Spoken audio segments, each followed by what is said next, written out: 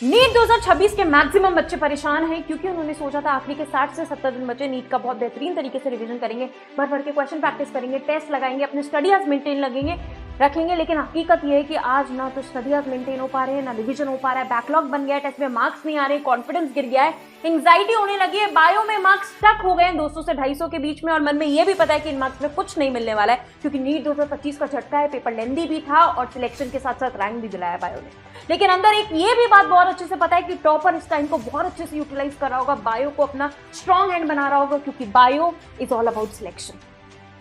लेकिन अंदर से आग भी है, जुनून भी है, करना भी चाहते हो, अपने नाम के आगे डॉक्टर भी लगाना चाहते हो, तो मैं आज आपको एग्जैक्टली वो बताने वाली हूं जिसको फॉलो कर मेरे पढ़ाए हुए हजारों बच्चे अपनी dream life dream medical college से जी रहे हैं, चाहे एम्स दिल्ली हो, एम्स जोधपुर, एम्स भोपाल हो, पटना हो, ऋषिकेश हो या टॉप जीएमसीज हो, और उसको फॉलो कर आप भी कर रहे होंगे, बस मन में एक आग होनी चाहिए। ये स्ट्रैटेजी जो मैं आज आपको बताने वाली हूं ना, ये आपको 340 प्लस लाने के लिए मजबूर कर देगी। लेकिन मुझसे एक वादा करो कि ये आप एक मूवी की तरह नहीं सुन रहे होंगे, यहां पर मैं कोई आपको मन में लुभाने वाली बात नहीं कर रही होंगी। अपनी चुपचाप कॉपी पेन लेकर आओ, समझो और इसको फुल फ्लेजेड फॉलो करो, क्योंकि मैं तुमसे एक वादा चाहती हूं कि तुम अब गिव अप नहीं करोगे, क्योंकि तुम्हें उन सबको प्रूव करना है जिन्होंने 2025 में तुम्हें यह महसूस करा दिया कि तुम्हारे बस की नहीं है, जिन्होंने तुम्हें यह महसूस करा दिया कि तुम्हारे से नहीं हो पाएगा,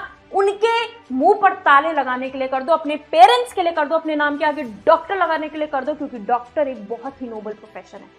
तो यार इसमें सिंपल सा फंडा है, बहुत बेहतरीन तरीके से आपको मैं ये बताती चलूंगी, आप बस सुनते चलो और इसको फुल फ्लेजेड फॉलो करना। आखिरी के अगर मैं एग्जैक्टली आज से गिनूं तो हमारे पास 68 डेज है। इन 68 डेज में बेटा मैंने बच्चों को काया पलटते हुए देखा है। ना जाने ईएसएलएल में इतने बच्चे जो आखिरी टाइम पर, लास्ट ईयर की बात बता रही हूँ, जिनके मार्क्स 200 से 250 पे अटक गए थे, उन्होंने इस स्ट्रैटेजी को, इस प्लानिंग को फॉलो किया। चाहे AIR 733 प्रवीण की मैं बात बताऊं, इस टाइम पर वो एग्जैक्टली यही कर रहा था जो तुम्हें मैं बताने वाली हूँ। देखो भाई, आखिरी के 65 दिन बचे हैं, राइट? 68 डेज में हमें बायो को क्या करना है? देखो भाई, बायो बहुत देखो बायो में क्या करना है, बायो को खेलने के 2 तरीके होते हैं, पहला भी बताऊंगी, दूसरा भी बताऊंगी। लेकिन मैं पहले तुम्हें बायो की खासियत बता दूं। बायो में अगर तुम 340 प्लस नहीं लाए तो तुम अपने एम्स के सपने को यहीं तोड़ दो, छोड़ दो, मोड़ दो, क्योंकि बायो आपके सिलेक्शन, आपके ड्रीम, आपके नाम के आगे डॉक्टर लगाने का पेस है। आपके पास एग्जैक्टली फरवरी के कुछ दिन, मार्च और अप्रैल बचे, और इसको फॉलो किस तरीके से करना है मैं बताती हूँ, जो हम एग्जैक्टली फॉलो कर रहे हैं हमारे नीट एंड गेम में और सक्सेसफुली चल रहा है, बच्चों के मार्क्स भी बढ़ रहे हैं। सबसे पहला काम अगर मैं आपको बताऊं, फरवरी और मार्च पूरा अगर हम बात करें तो आपको यहाँ पर चैप्टर वाइज रिवीजन करना होगा। अब चैप्टर वाइज रिवीजन कैसे? देखो भाई, मैं ऐसे बहुत सारे बच्चों से अभी मिली हूँ जिनसे मेरी बात भी हुई है, जो मुझे मैसेज भी करते हैं कि मैम खुद से रिवीजन करने बैठते हैं ना तो समझ नहीं आता क्या करें, कितना करें, किस स्पेसिफिक वे में, डायरेक्शन में करें। अब ये वो रिवीजन नहीं है बेटा अपने नोट्स के पन्ने पलटे और आपका काम बन जाएगा। यहाँ पर रिवीजन मतलब समझना, सुनना।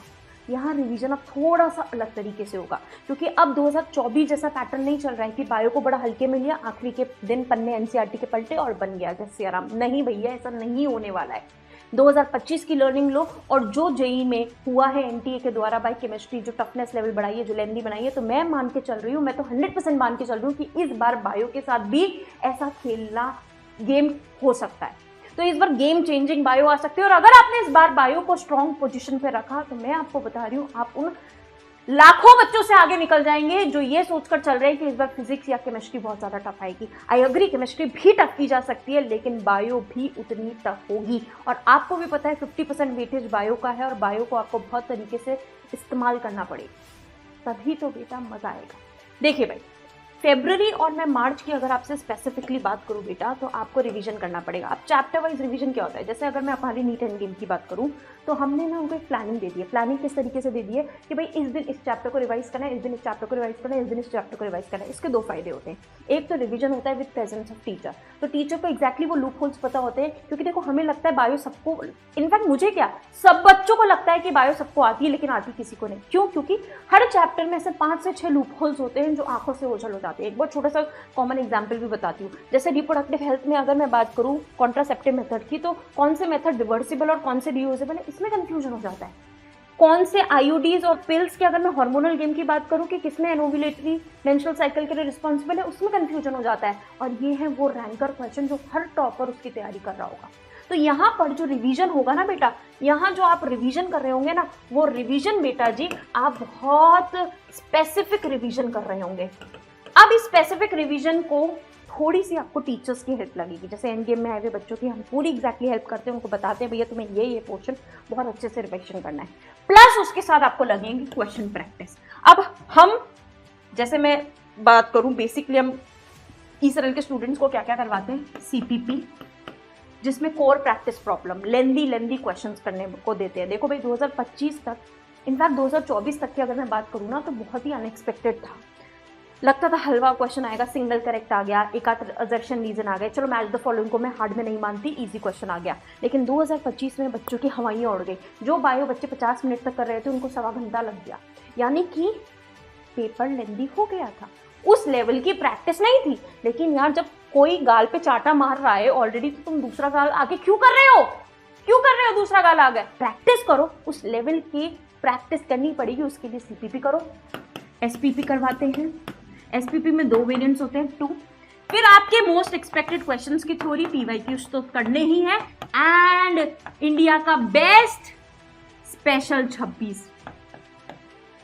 बेटा ये स्पेशल 26 की बात करूँ, इनफैक्ट मैं अगर CPP, SPP, MEQ स्पेशल 26 की बात करूँ, ये इंडिया का सबसे पहला कंटेंट है जिसने बेहतरीन तरीके से, जैसे ही NTA ने अपना पैटर्न चेंज किया उसी दिन से टीचर्स ई-सरल के रातों रात उस लेवल के क्वेश्चंस बनाने शुरू कर गए, एंड टफ क्वेश्चंस।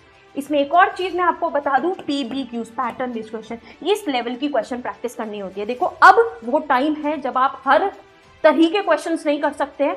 ऐसा क्वेश्चन होना चाहिए जिसमें इर्द गिर्द 10 कॉन्सेप्ट्स आ जाएं। जैसे अगर मैं बात करूं 2025 में मैक्सिमम स्टेटमेंट आया था ABCDE, यानी कि 5 स्टेटमेंट का क्वेश्चन आया था। ठीक है, मैंने अगर स्पेशल 26 की बात करूं GH और लंबे लंबे स्टेटमेंट्स के क्वेश्चन बना दिए, क्योंकि अगर तब तक मान लो अगर NTA की सट्टा गई उसने 10 स्टेटमेंट के क्वेश्चन दे दिए, तो वहां क्या करोगे, टाइम मैटर्स।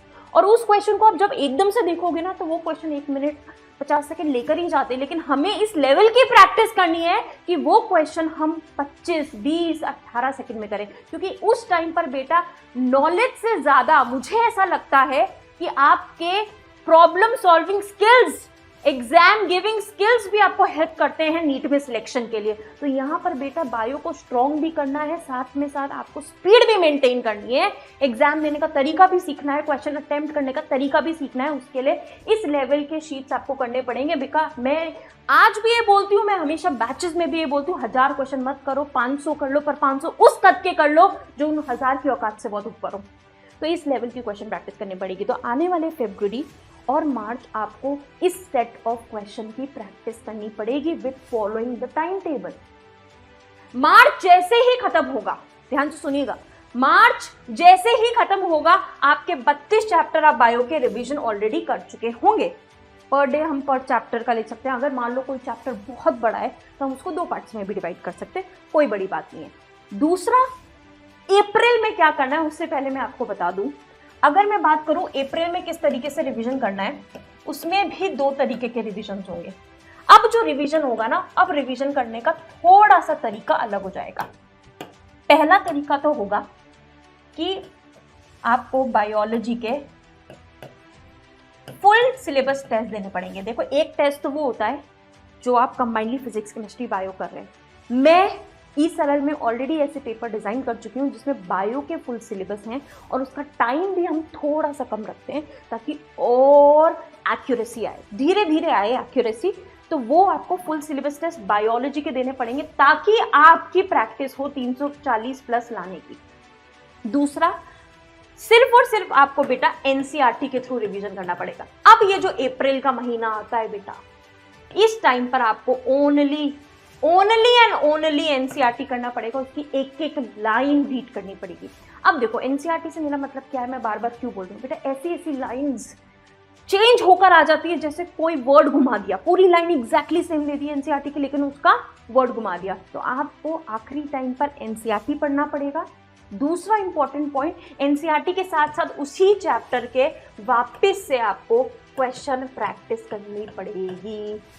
ये दो तरीके हैं जो आपको बायो में 340 प्लस लाने के लिए मजबूर कर देंगे। लेकिन पता है प्रॉब्लम ये है, सुनते सब हैं, जानते सब हैं, पर करना पड़ता है। करंटली अगर मैं आपको एक बात बताऊं, एंड गेम में इतने सारे बच्चे हैं जिनके मार्क्स 200 अटक गए हैं, 220 अटक गए हैं फुल सिलेबस में बायो के 90 क्वेश्चन में। लेकिन अब जब से हमने ये स्टार्ट किया है एंड गेम का प्रोग्राम, तब से काफ़ी बच्चों के 20, 30 ऑन एन एवरेज मार्क्स पड़ रहे हैं।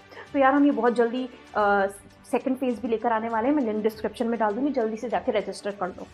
अब बात आती है कि आखिरी के 10 दिन क्या करना है, यानी कि 25 या 24 अप्रैल से लेकर 3 मई यानी कि एग्जाम के दिन से एक दिन पहले तक 2 मई तक क्या करना है, कुछ भी नया नहीं उठाना है। मान लो आपको लगता है कि आपके 32 चैप्टर में से बेटा सिर्फ 29 ही स्ट्रॉन्ग है, लेट्स से 29 ही स्ट्रॉन्ग है, ये वर्स्ट केस की बात कर रहे हैं हम, तो आपको उन 29 चैप्टर्स को ही स्ट्रेंथन करना है। उन 3 नए चैप्टर्स को आपको जो लगता है कि वो नहीं आते उनको नहीं उठाना है, क्योंकि अगर उठाओगे तो बेटा मारे जाओगे, क्योंकि अगर उठाए तो मारे जाओगे। और अगर मैं इस बार वेटेज को देख के बात करूं तो बेटा वेटेज पूरी तरीके से हिल गया था। 2025 वॉज द ट्रेंड ब्रेकर, जिसने बिल्कुल भी वेटेज को फॉलो नहीं किया। लेकिन हाँ आई अग्री, 12th के जैसे ह्यूमन रिप्रोडक्शन की बात कर लो, जेनेटिक्स की बात कर लो, ह्यूमन हेल्थ एंड डिजीज की बात कर लो, बायोटेक्नोलॉजी की बात कर लो, यहाँ से वेटेज मेंटेन था। तो 12th हमेशा से वेटेज मेंटेन करती हुई चली है। लेकिन मैं फिर भी बता रही हूँ 11th में कहीं से कहीं भी झटका मिल सकता है। जैसे मान लो इस बार फ्रॉक से क्वेश्चन आ गया था, इस बार से मतलब है 2025 में फ्रॉक से क्वेश्चन आ गए थे 4, हो सकता है इस बार कॉकरोच से 4 आ जाए। तो यार मैं अभी भी तुम्हें यही सजेस्ट करूंगी, छोड़ कुछ नहीं सकते हैं, लेकिन बहुत स्ट्रैटेजिकली चलना पड़ेगा, बहुत स्मार्टली एक चैप्टर को करना पड़ेगा। अब एक और चीज जो आपके 340 में आपको हेल्प करेगी, 3 स्पेसिफिक मिस्टेक्स टू अवॉइड।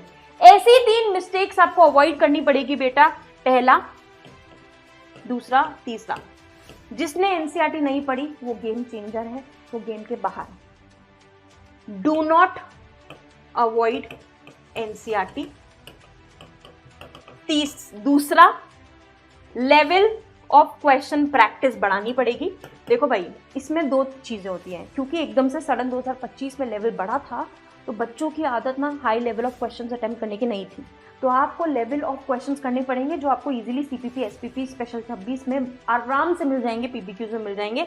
तो इसमें आपको बेटा, चाहे मैं बात करूं मैच द फॉलोइंग की, चाहे मैं स्टेटमेंट वाइज क्वेश्चन की बात करूं, चाहे मैं असर्शन रीजन की बात करूं, चाहे मैं डायग्राम बेस्ड क्वेश्चन की बात करूं, आपको इनका नंबर बढ़ाना पड़ेगा।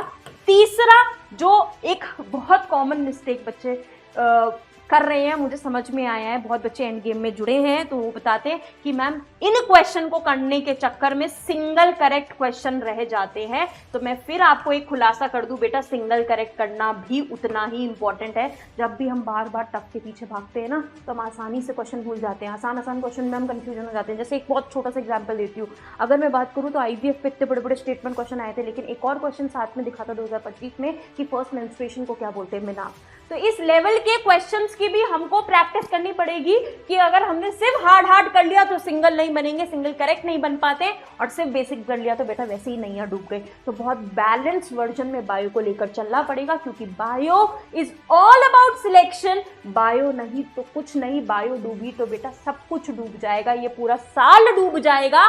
प्लीज मेरी आपसे एक विनती है कि इस बार बायो को बिल्कुल हल्के में मत लेना, ट्रेंड से अलग चलो, बायो को अपना स्ट्रेंथन पार्ट बनाओ, ताकि इस बार आपके नाम के आगे डॉक्टर लगाने से कोई नहीं रख सकता है। और मुझे कमेंट में जरूर बता देना क्या इस बार तुम बायो में 340 प्लस लेकर आओगे। तो मिलते हैं, ऑल द बेस्ट।